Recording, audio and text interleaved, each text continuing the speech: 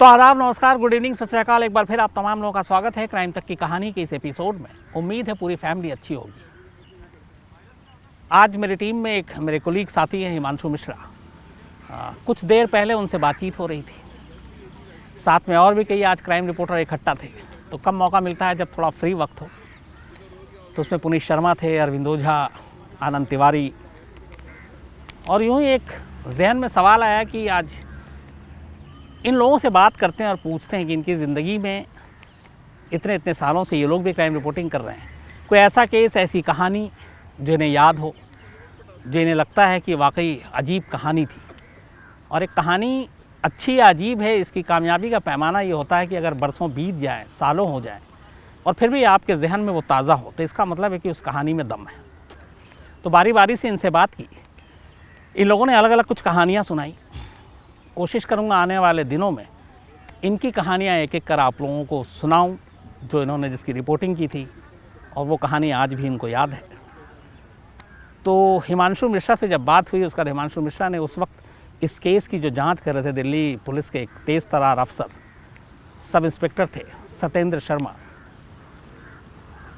तो जो पूरी कहानी सत्येंद्र कुमार शर्मा जब इस केस की जांच के दौरान उन्होंने जो कुछ किया, वो आपके सामने रखूँगा। इसके बाद फिर पुनीत, आनंद तिवारी, अरविंद ओझा, इन लोगों ने भी कुछ कहानियाँ बताई, सुनाई, कुछ सुनाएंगे, वो भी आपके सामने बारी बारी से रखूँगा। आज की कहानी एक पुलिस इन्वेस्टिगेशन के नायाब तरीके पर है। कई बार होता है, हम लोग अक्सर सोचते हैं कि ये पुलिस, सीबीआई, जासूस, आईबी, रॉ, इसमें जो लोग काम करते हैं वो कैसे लोग होते हैं, उनके दिमाग में क्या चलता है, वो क्या सोचते हैं, कैसे एक केस को किस नज़रिए से देखते हैं, कैसे केस को सॉल्व करते हैं। मेरे जहन में भी ये सवाल हमेशा रहा कि एक जासूस कैसा होता होगा, वो किस तरीके से बात करता होगा, कैसे सोचता होगा, कैसे चलता होगा, कैसे खाता होगा, कैसे घर में रहता होगा। एक पुलिस अफसर, उसकी रूटीन क्या होती है। ये सारे सवाल लगभग जहन में हर एक के होते हैं। धीरे धीरे चूँकि इस फील्ड में रहा, तमाम लोगों से मिलने का मौका मिला, हर एक अलग अलग डिपार्टमेंट, अलग अलग एजेंसियों के लोगों से मिलने का मौका मिला, तो फिर एक चीज़ समझ में आती है। इवन ये बात चाहे क्रिमिनल या टेररिस्ट हो, उनके ऊपर भी लागू होती है कि सब होते हमारे और आप जैसे ही आम इंसान हैं, वैसे ही बात करते हैं, वैसे ही सोचते हैं। फ़र्क सिर्फ एक बड़ी बारीक सी होती है, इनके देखने का नज़रिया। एक केस या एक कोई ऐसी चीज़ जिसको हम आप देखते हैं अपनी नंगी आँखों से, वो भी देखते हैं वैसे ही, लेकिन हमारी नज़रों में और उनकी नज़रों में कुछ फ़र्क होता है, और यही फ़र्क उन्हें बाकी लोगों से अलग कर देता है। या कई बार जो जहन उनका सोचता है, या केस को देख के हमारा दिमाग जो सोचता है, उसमें भी फ़र्क होता है, और सोच का ये फ़र्क भी कई बार उन्हें हम सबसे अलग कर देता है। पुलिस इन्वेस्टिगेशन की ऐसी न जाने कितनी कहानियाँ हैं जिसमें किसी एक अफसर ने अपना दिमाग लगाया, नए तरीके से सोचा और केस सॉल्व कर दिया। हम आप कई बार ये बात करते हैं कि जो बहुत सारे क्राइम होते हैं, मर्डर, रेप, डकैती, कई बार गुस्सा भी आता है कि पुलिस सुलझा नहीं रही है, क्योंकि उसमें बड़े सारे पेचो खम होते हैं, इतना उलझा हुआ केस होता है कि उस तक पहुंचना, उसे सुलझाना बड़ा मुश्किल काम होता है। और ऐसे न जाने कितने केस कि जिसने ज़हीन दिमाग पुलिस अफसरों की, जासूस की, इन लोगों तक की, इवन सीबीआई के अफसरों की भी दिमाग की चूल्हें हिला दी, और वो सही कातिल तक नहीं पहुंच पाए या सही मुजरिम तक नहीं पहुंच पाए। ये सारी कहानी सुनाने से इसलिए मैं पहले आपको बता रहा हूँ, क्योंकि जो पुलिस या बाकी इस तरह की इन्वेस्टिगेटिव एजेंसियाँ होती हैं, वो भी इंसान हैं। तो ये मान के चलिए कि जब एक केस उनके पास भी आता है, तो वो किस तरीके से उसे देखते हैं, सोचते हैं और क्या करते हैं। हमारे आसपास से ही चीज़ें उठाते हैं और उसी हिसाब से लाइन ऑफ इन्वेस्टिगेशन होता है। कुछ बार कामयाबी मिलती है, कई बार नाकामी मिलती है। आज की कहानी दिल्ली की है। एक चलती ट्रेन में एक कत्ल की कहानी है, और इस कत्ल के बाद जो कुछ होता है वो बड़ा पेचीदा था, क्योंकि पुलिस के हाथ खाली थे।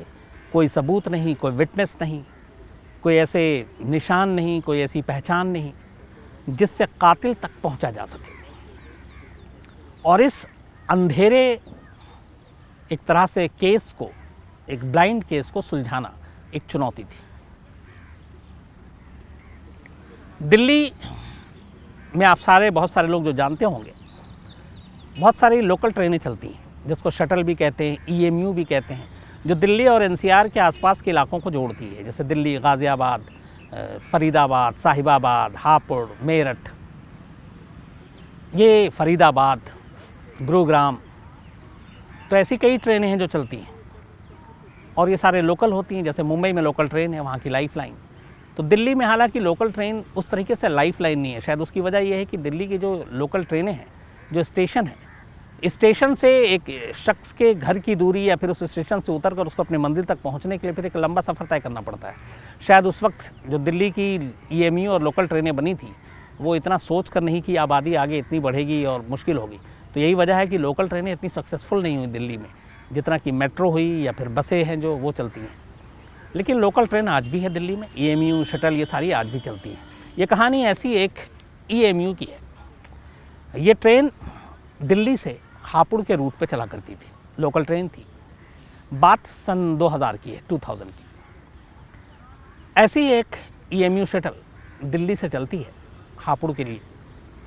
गाज़ियाबाद जब ये ट्रेन पहुंचती है तो अचानक पुलिस को फ़ोन आता है कि इस लोकल ट्रेन की एक बोगी में एक शख्स की लाश पड़ी है, उसके जिस्म से खून बह रहा है और ऐसा देख के लगता है कि उसको चाकू मारा गया है।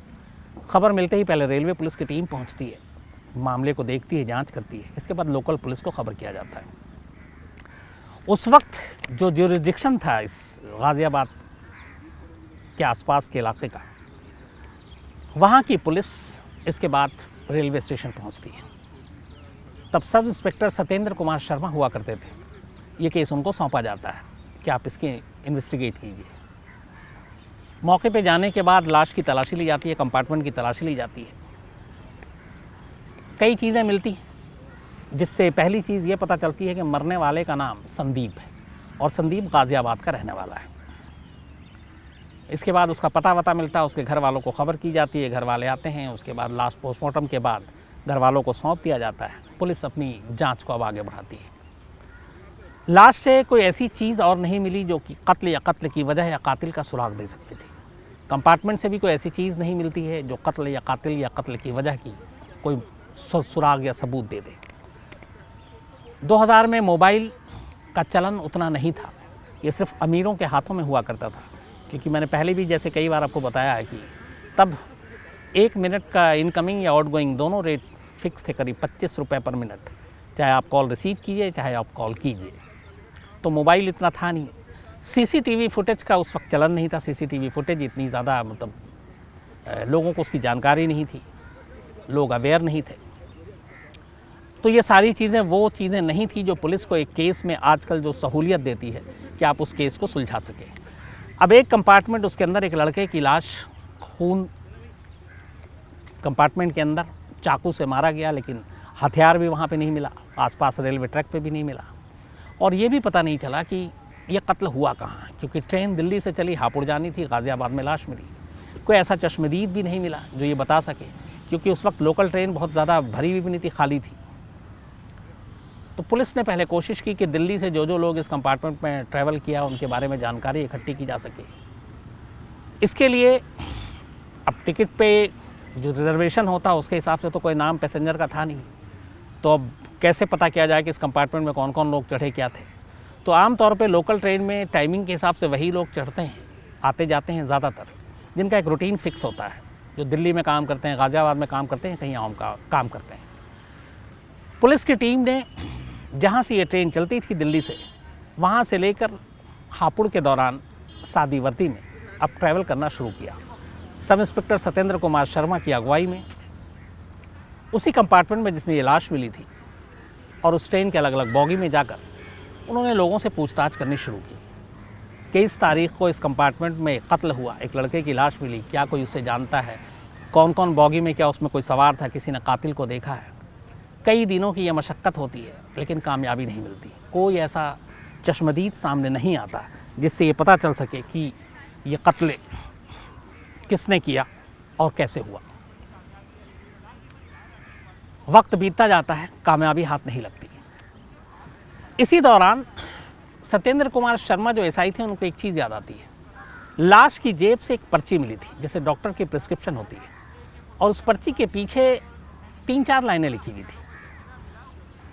लाइनें अलग अलग थी लेकिन नाम एक था। उसमें एक नाम आता है पूनम, पर्ची के पीछे हाथ से लिखा हुआ था Poonam I love you, Poonam I can't live without you, और इस तरह की 2-3 लाइनें और थीं। इन लाइनों को पढ़ने के बाद ये समझ में आती है कि ये किसी पूनम नाम की लड़की से प्यार करता था और बहुत ज़्यादा प्यार करता था, लेकिन ये लड़की कौन है ये मालूम नहीं।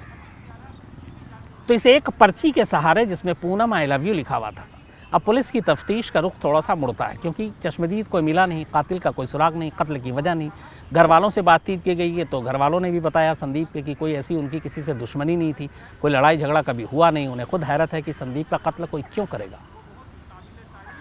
तो अब पुलिस ने उस पर्ची के सहारे केस को आगे बढ़ाने का फैसला किया। माँ बाप से संदीप के पूछा गया, दोस्तों से पूछा गया, पड़ोसियों से पूछा गया कि क्या संदीप किसी पूनम नाम की लड़की को जानता है। सभी ने मना कर दिया। उन्होंने कहा कि जितनी हमारी जानकारी है पूनम नाम की किसी लड़की के बारे में उन्हें कोई पता नहीं है, कुछ पता नहीं है। अब पुलिस के लिए बड़ी अजीब उलझन। फिर पुलिस ने सोचा हो सकता है जिस ट्रेन में ये ट्रैवल करता था, क्योंकि लगातार वो इसी शटल में आना जाना था उसका दिल्ली गाज़ियाबाद, तो हो सकता है ट्रेन में कोई लड़की मुलाकात हुई हो उससे और वहीं दोस्ती हुई, वहीं प्यार हुआ। फिर पुलिस ने एक तरीका सोचा। सत्येंद्र कुमार अपनी टीम और ख़ासतौर पर इन्होंने एक महिला सब इंस्पेक्टर को अपने साथ लिया। उस महिला सब इंस्पेक्टर का नाम था कंचन शर्मा। एसआई वो भी थी, एसआई सत्येंद्र कुमार शर्मा भी थे। इन दोनों ने ये प्लान किया कि दिल्ली से दोबारा उसी ट्रेन में ट्रैवल करेंगे और हर बॉगी में घूमेंगे और उस पूनम नाम की लड़की को तलाश करेंगे। अब यहाँ दिक्कत ये है कि पूनम का नाम तो है सिर्फ, लेकिन उसका कोई चेहरा नहीं है आपके पास, ना उसका कोई पता है, ना उसका कोई सुराग है। तो फिर इस एक नाम के सहारे एक जिंदा लड़की को आप कैसे तलाश करेंगे। और पूनम नाम की लड़की एक नहीं बल्कि सैकड़ों होंगी, हज़ारों होंगी। तो उन हज़ारों में से उस पूनम को कैसे ढूंढा जाए जिस पूनम का नाम संदीप के जेब से मिली पर्ची पर लिखा हुआ है और जिससे संदीप प्यार करता है। काम मुश्किल था, लेकिन सत्येंद्र कुमार शर्मा और उनकी टीम ने हार नहीं मानी। उन्होंने कहा हम तलाश करेंगे। इसके बाद ये सिविल ड्रेस आमतौर पे जैसे, और चूँकि एसआई दोनों नए नए कम उम्र, तो एक लड़का लड़की के भेस में दोनों ट्रेन में ट्रैवल करते डेली। अच्छा, डिपार्टमेंट में क्या रखा था कि इस केस को आपको सुलझाना है।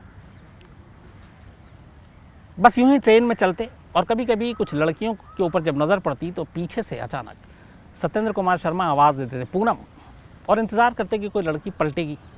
इसलिए कि आमतौर पर अपना नाम सुनने के बाद कई बार लोग पलटते हैं कि शायद कोई जानकार है, कोई अपना है जिसने पहचाना हो या कोई मिलने वाला हो। तो अगर मान लीजिए कि मैं गुज़र रहा हूँ और मेरी पीठ के पीछे से मुझे कोई शख्स बुलाएगा तो वो नेचुरल है कि मैं एक बार पलट के देखूंगा कि कौन है जो मुझे आवाज़ दे रहा है।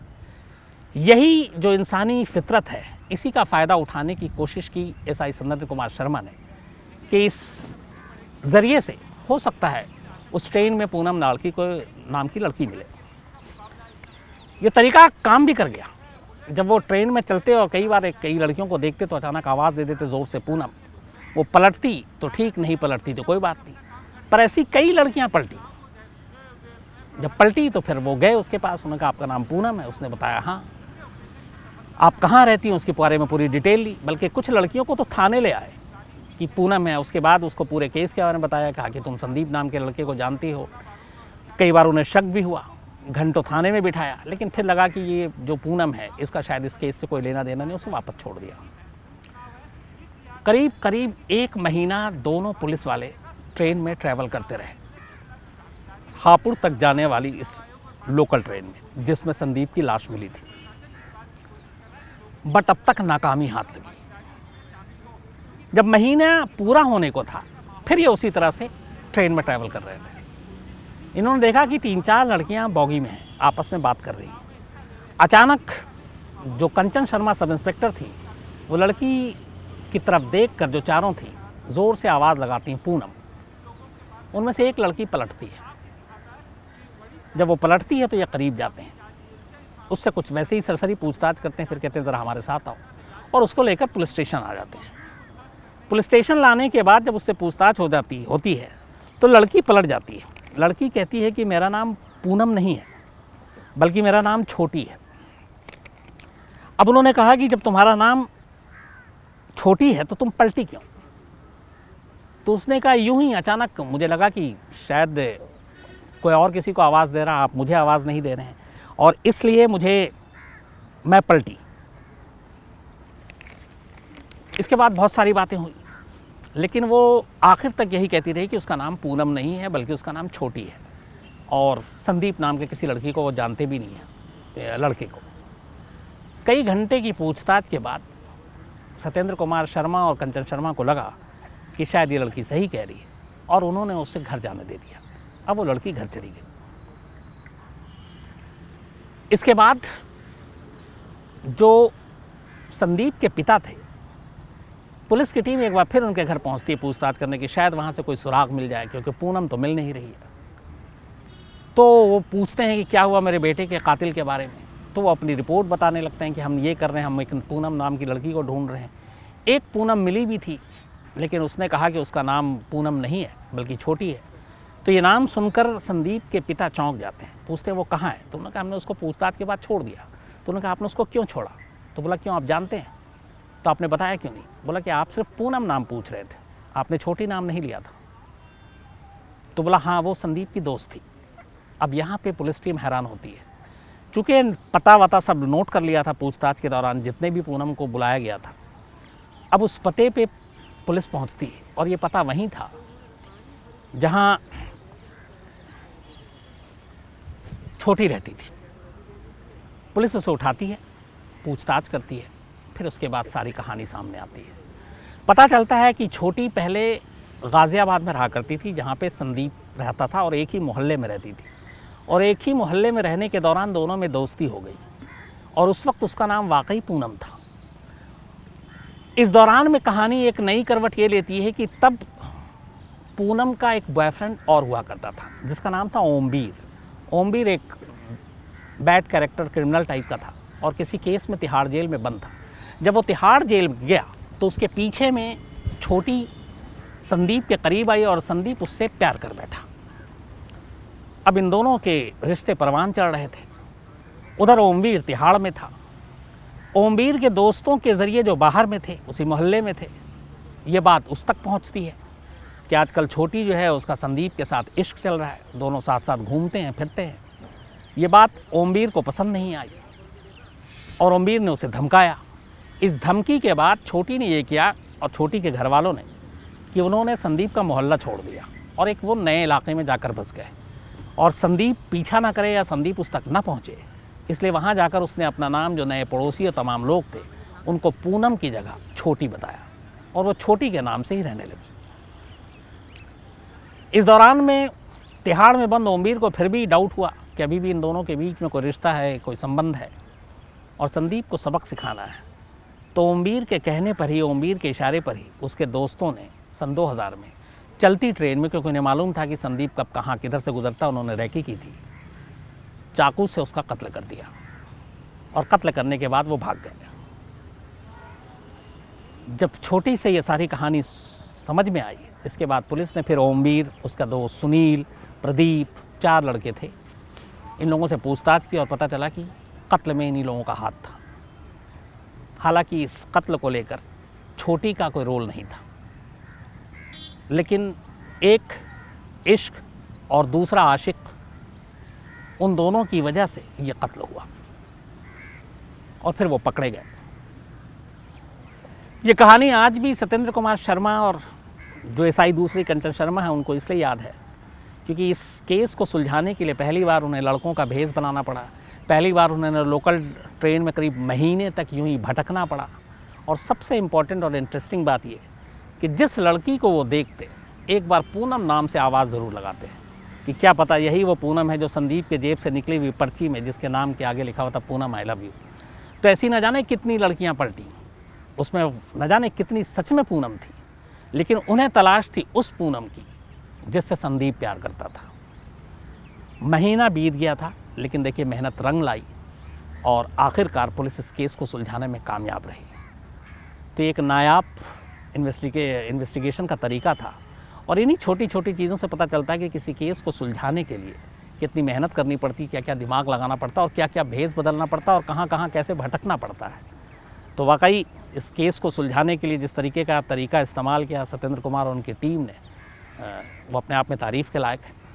तो आज यूं ही जैसे मैंने आपको कहा कि हिमांशु से जब बात हुई तब उसने इस केस को कवर किया था और अचानक फिर उसने बात कराई, फिर सत्येंद्र कुमार शर्मा जी से मेरी बात हुई।